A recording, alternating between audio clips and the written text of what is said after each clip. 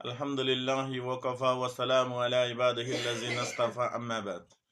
সম্মানিত প্রিয় বন্ধুগণ, যেহনো পিতামাতা নিজের সন্তানের যদি 3টা হক আদায় করে, ওই সন্তান পিতামাতার 10টা হক আদায় করবে। 3টা হক আদায় কি? 1 নম্বর মধ্যে হলো সন্তান হইলে একটা নেককার দিনদার কোরআন হাদিসের থেকে নাম রাখবে। 2 নম্বর ওই সন্তানকে হারাম হালাল এরকম এলেম শিখাইবে, দিনী এলেম শিক্ষা দিবে। ওই সন্তান যখন বিয়ার উপযুক্ত হয়, একটা নেক দিনদার পর্দাশীল এরকম একটা মেয়ে তার বিবাহ মাদে দিবে। ওই সন্তান পিতামাতাকে জান্নাতে পৌঁছা পর্যন্ত তার এরকম চেষ্টা করবে, আমার পিতামাতা যেন জান্নাত আমাদের শান্তির সাথে থাকতে পারে, জাহান্নামের যেন এরকম আল্লাহ তাআলা মাফ করে দে, এরকম কষ্ট বিষ্ট করে খামাই খাওয়াটা তার ইবাদত মনে করবে। এরকম আরো এরকম